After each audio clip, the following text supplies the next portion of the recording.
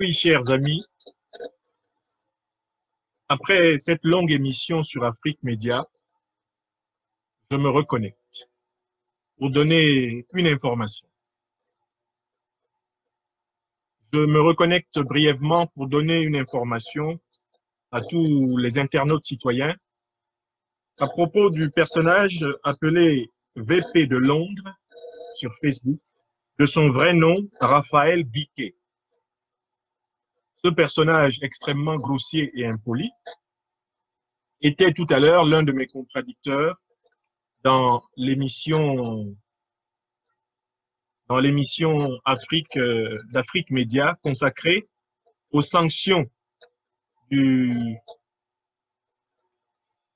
président Donald Trump des États-Unis contre le régime de M. Paul Barthélémy Biya.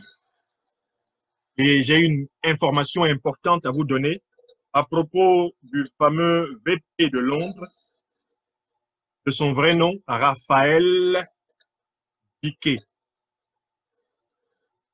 VP de Londres, de son vrai nom, Raphaël Biquet, est quelqu'un à propos duquel il ne faudra surtout pas se tromper. Et j'attends que vous soyez en nombre suffisant avant de vous donner cette information. Je vous invite bien sûr à partager ce que je peux appeler ce service après-vente. Ce service après-vente. Service après-vente d'une émission dans laquelle, vous l'avez bien vu, j'ai été confronté à 3 contradicteurs, tous issus du parti au pouvoir, lesquels n'ont quand même pas réussi une seule fois à me prendre en défaut ou en contre-pied sur un seul argument et qui ont tenté de faire basculer de toutes les manières possibles le débat dans la boue, une boue dans laquelle ils excellent, comme vous pouvez vous en convaincre en regardant encore l'échange. Eh bien, pendant que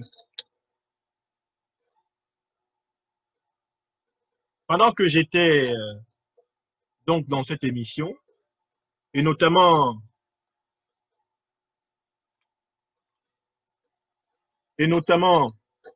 bon, je le fais là pour mettre en boucle également nos amis de YouTube.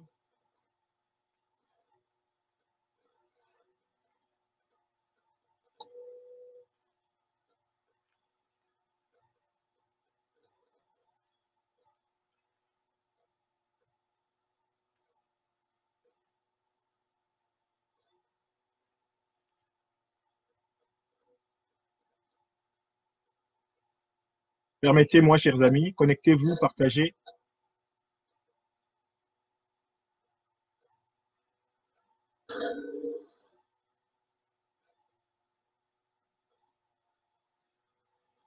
Hein? Donc, pendant que j'étais dans cette émission, où vous avez vu la parole tourner entre 3 personnes et allait de temps en temps vers des téléspectateurs, et selon des méthodes dont je ne suis pas de toutes les façons de mettre. Pendant que j'étais donc dans l'émission d'Afrique Média consacrée à l'analyse de la décision fondamentale du président Donald Trump contre le régime de M. Paul Biya, qui a été exclu de la convention AGOA pour violation massive des droits humains, notamment exécution extrajudiciaire, détention illégale et arbitraire et pratique. Pendant que je montrais que cette décision reflétait bien sûr les intérêts américains, mais que cette décision était le résultat du lobbying formidable de l'opposition nationale et des réseaux de lobbyistes de la diaspora, et notamment de la diaspora américaine. Pendant que j'expliquais tout cela, j'ai fait face à un contradicteur qui très vite a voulu amener le débat vers des insultes personnelles, puisqu'il a qualifié mes propos de singerie, entre autres. Et j'ai été amené à un moment donné à demander à cet intervenant à quel titre il se drapait dans ce ton grand seigneur et même dans cette prétention narcissique. Et donc, cet homme-là s'appelle VP de Londres sur les réseaux sociaux. Son vrai nom, c'est Raphaël Biquet. Cet homme a prétendu devant moi, docteur de l'université, professeur agrégé, que lui était ingénieur, qu'il était même aussi docteur, qu'il était titulaire de nombreux MBA, vous voyez les MBA, qu'il était titulaire de nombreux grades de l'université et qu'à ce titre, il pouvait me répondre en utilisant ce qu'on peut appeler toute la grossièreté dont il est capable. Le fait est qu'au moment même où je parlais, ce téléphone a sonné. Ce téléphone a sonné et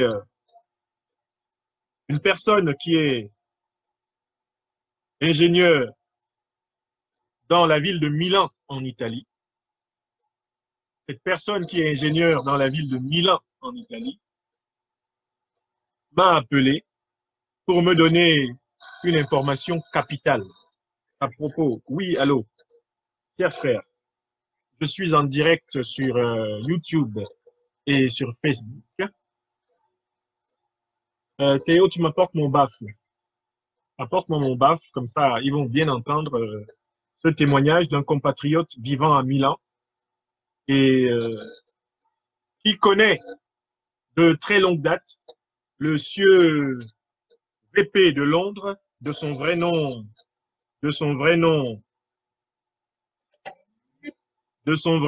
Raphaël Biquet, et qui m'apporte le témoignage que l'individu VP de Londres, de son vrai nom, Raphaël Biquet, ne peut d'aucune façon se prévaloir du titre d'ingénieur de quelque école que ce soit, du titre de titulaire d'un Master of Business Administration, de quelque école que ce soit, encore moins du titre de docteur de l'université.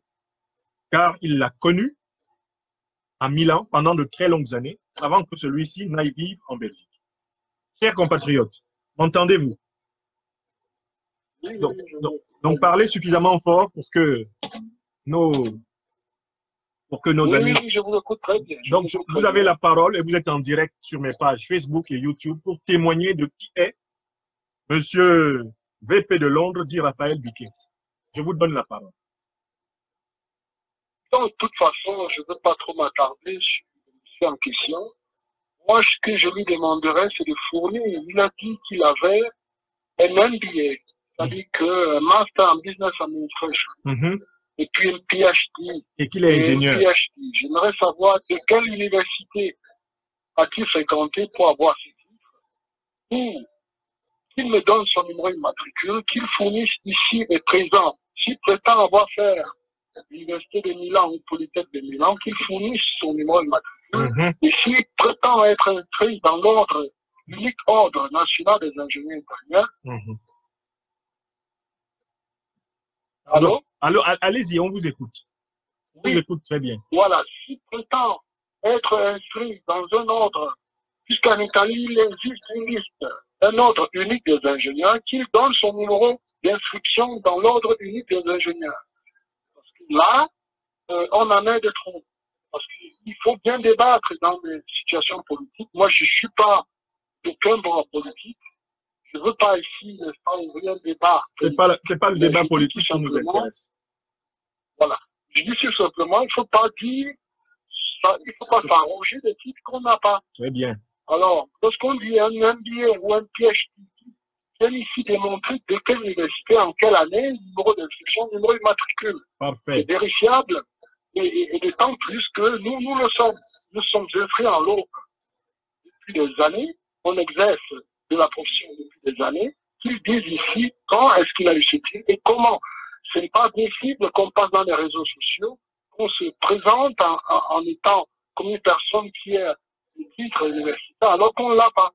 Alors, s'il dit qu'il a un MBA en PhD, qu'il me dise en quelle année et comment est-ce qu'il a obtenu et quelle université, numéro de matricule et numéro d'inscription au l'ordre des ingénieurs. C'est tout.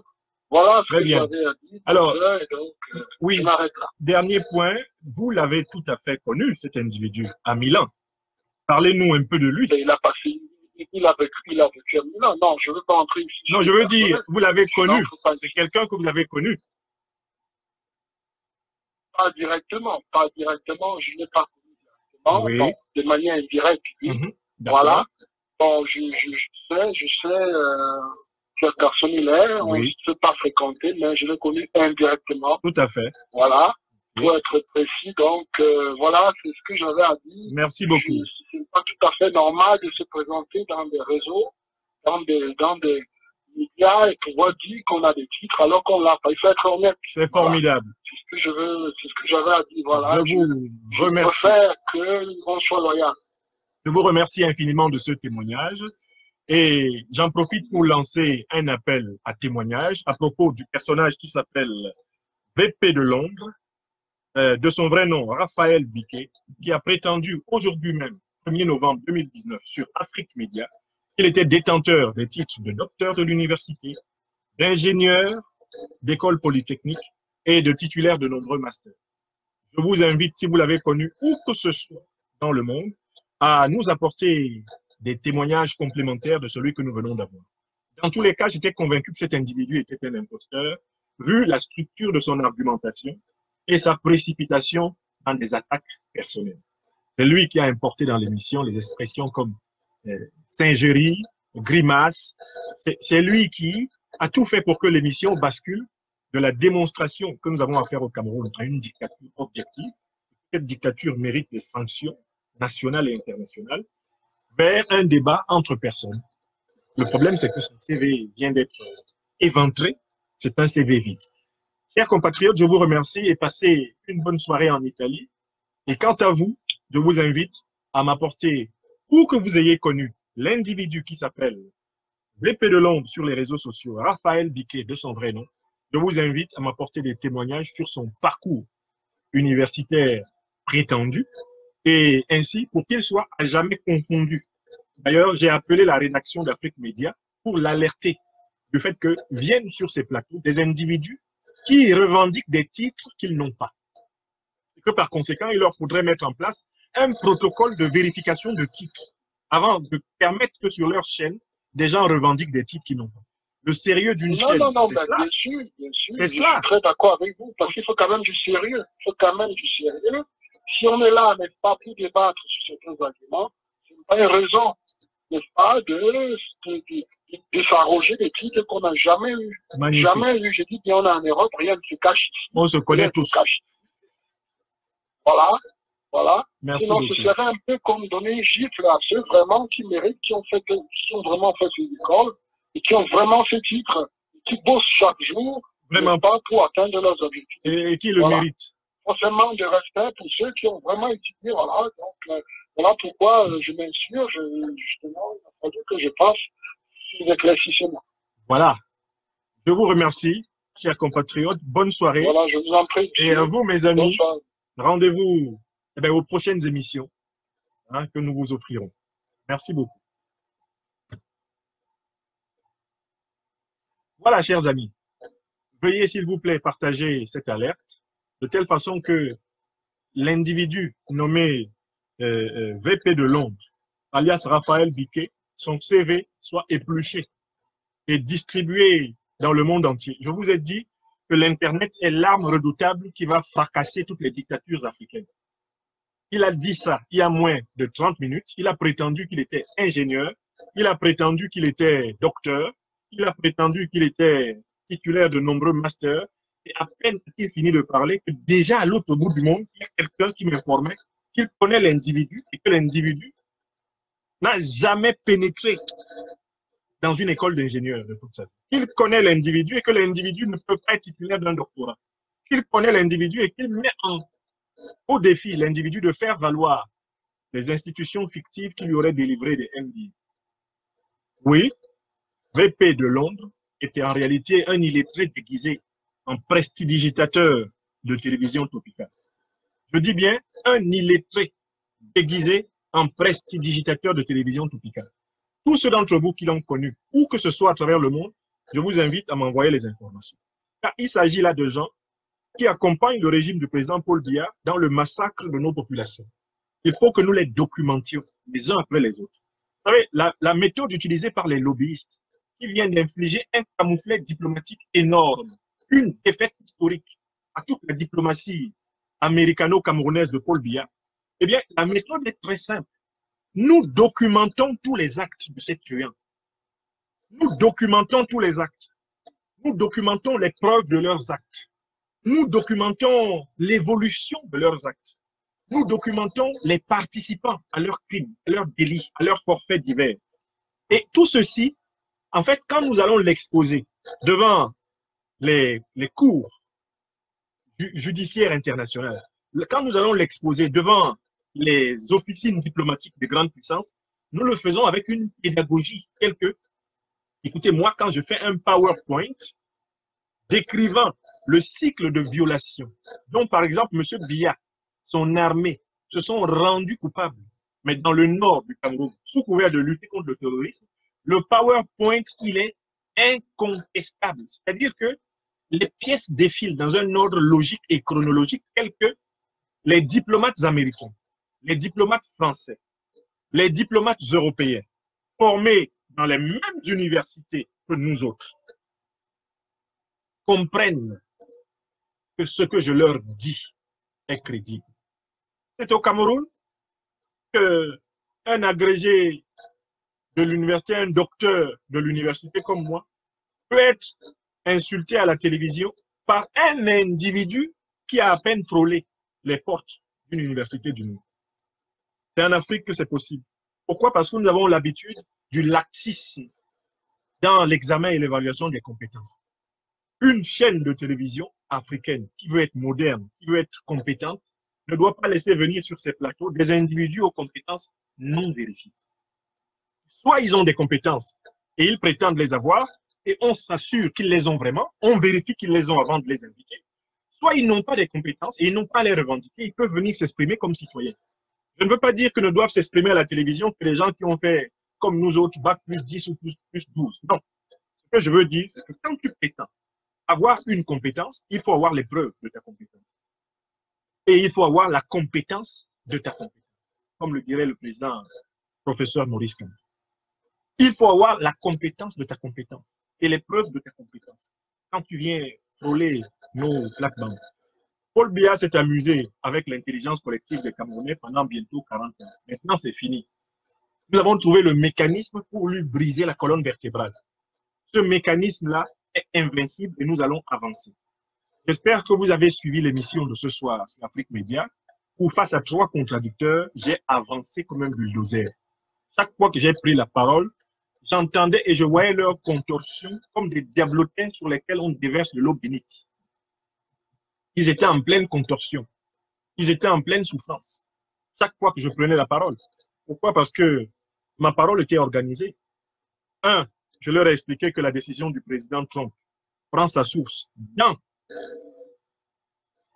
l'accord de l'AGOA que le Cameroun a signé, dont le Cameroun lui-même a donné le bâton avec lequel on l'a battu.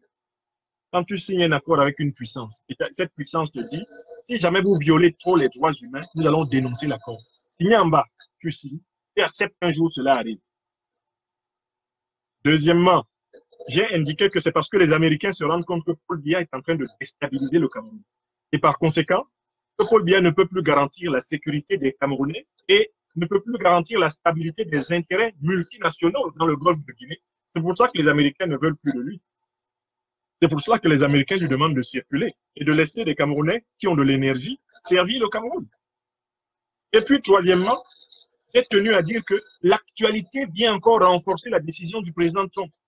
Aujourd'hui même, l'opposition camerounaise allait pacifiquement tenir un meeting dans la ville de Bolova, dans le sud du Cameroun. N'avons-nous pas assisté à l'interdiction d'une partie du territoire camerounais par des populations civiles soutenues par l'armée, la police, la gendarmerie?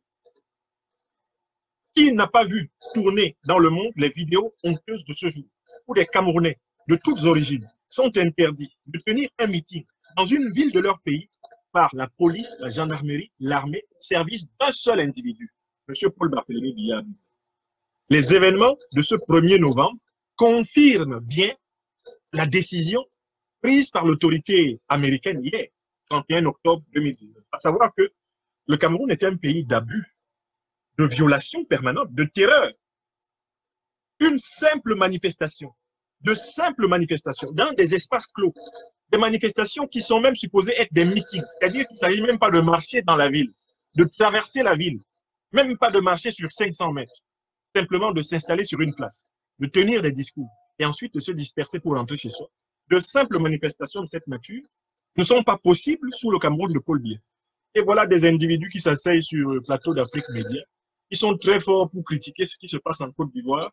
Ils sont très forts pour critiquer ce qui se passe, je ne sais pas, au Burkina, ce qui se passe en Libye. Ils sont très forts pour traiter les chefs d'État des autres pays de dictateurs. Là, sur Afrique Média, tout le monde est spécialiste dans la critique de la dictature d'Alassane Dramane Ouattara. Ils ne sont pas capables de voir la dictature de Paul Biya. Moi, je critique toutes les dictatures. Alors que j'ai soutenu l'arrivée au pouvoir d'Alassane Dramane Ouattara après l'élection de 2010, que je continue de considérer qu'il a gagné, quand Alassane Dramane Ouattara a basculé résolument dans la dictature, je me suis opposé à lui. Je combats toutes les dictatures. Et j'ai accepté de répondre à l'invitation d'Afrique Média pour réveiller ces individus qui, sur Afrique Média, comme M. Bandakani et d'autres spécialistes du discours orienté, jouent à un jeu dangereux pour le Cameroun. Sur Afrique Média, il y a des gens qui sont là, qui sont chargés de distraire les Camerounais des problèmes camerounais.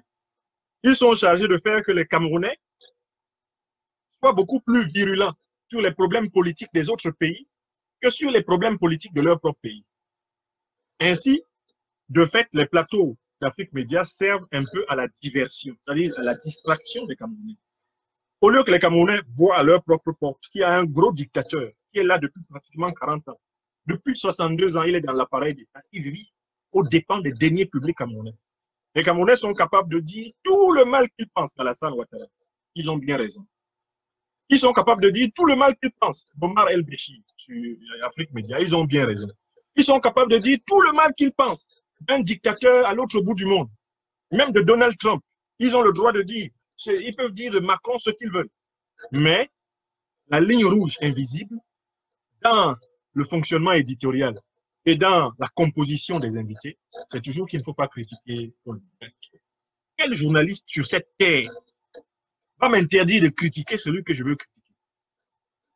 Si vous m'invitez dans une émission, je vous préviens, de quelque chaîne de télévision que vous soyez, de quelque chaîne de radio que vous soyez, ne dites jamais « je sais tout ce qu'il va dire ». Ne dites jamais « je sais jusqu'où ira sa critique ». Parce que moi, je donne libre cours à l'élasticité de mon esprit. S'il y a quelque chose avec quoi je ne suis pas d'accord, je le dis. Car ma mission en ce monde, c'est la distribution des pains spirituels de la liberté. Je suis là pour décloisonner ce qui est cloisonné, pour rassembler ce qui est épars, pour éveiller ce qui s'endort. Je suis là pour célébrer la vie et l'espérance des individus et des peuples. C'est ma contribution. C'est comme cela que je m'affirme dans le monde. Toujours du côté du progrès humain. Toujours du côté du mouvement vers l'émancipation partagée, la prospérité partagée, la dignité partagée. Donc voilà pourquoi tout à l'heure, quand ces individus se sont mis à me manquer personnellement de respect en utilisant des attaques ad hominem, alors qu'ils ne me paraissent pas avoir une esthétique spécialement plus intéressante que celle que la nature et Dieu m'ont offerte, il a fallu que je les tacle. Quand vous me voyez interrompre un individu, c'est qu'il est devenu grossier, il est devenu fécal et négatif. Quand vous êtes sur un plateau de télévision ou de radio avec un individu qui se met à taper en deçà de la ceinture, coupez-lui la parole autant de fois que vous pourrez. Je dis bien et je recommence. Si vous êtes sur un plateau de télévision avec un individu qui est fécal, qui est grossier, coupez-lui la parole autant de fois que vous le dites. C'est lui qui aura voulu que l'émission se transforme en pugilat. Ne subissez pas. Parce que malheureusement, dans l'opinion, certains pensent que quand vous vous taisez, c'est parce que ce qui est en train d'être dit est vrai. Les plus perspicaces savent que vous vous taisez par élégance, vous vous taisez par hauteur d'esprit. Attention, une bonne partie du peuple tient compte de votre réactivité quand on vous attaque. Non, vous êtes dans une émission avec moi, vous commencez à vous, vos singeries, vous, vos grimaces. Non, non, non. Je vous dis, je ne suis pas un singe. Je sais que vous êtes d'une société de mépris. Moi, je ne suis pas un singe. Je suis un homme. Et c'est précisément pour cela que je vais vous le démontrer tout à l'heure. Et je combats tous ceux qui traitent les êtres humains comme des singes. Il ne faut, dans un débat comme celui-là, il ne faut pas laisser ces gens-là placer des banderilles. faut pas les laisser. C'est un débat millimètre carré par millimètre carré. Je le dis parce que je crois que j'ai aussi la responsabilité d'éduquer mon peuple citoyen à ce type de combat. N'allez pas sur les chaînes internationales en vous laissant insulter, en vous laissant maltraiter, en attendant tranquillement l'arrivée de votre temps de parole qui, bien souvent, est déjà réduit d'avance, calculé d'avance, parce que vous n'êtes pas du côté des tout puissants. Il faut être mordant. Quand on vous donne votre temps de parole, parlez sans citer quelqu'un. Normalement, si vous ne citez pas quelqu'un qui est sur le plateau, il vous laisse parler. Mais lorsqu'on commence à vous citer à tout bout de phrase, à s'attaquer à votre personne à tout bout de phrase, il faut parler. Il faut parler. Chers amis, assez travaillé pour aujourd'hui. Je vais me replier vers la petite Emma. Je vous souhaite à tous une bonne soirée du 1er novembre, où que vous soyez dans le monde. Merci de me convoyer toutes les informations possibles sur l'individu Raphaël Biquet, alias VP de Londres, prétendument ingénieur, docteur, titulaire de plusieurs masters et qui vient d'être démasqué par des gens qui le connaissent à Milan, en Italie, depuis très longtemps, comme étant un zonard, un vadrouilleur de surface. Un individu au curriculum vitae aussi épais, effectivement, qu'une feuille de papier. Je vous remercie.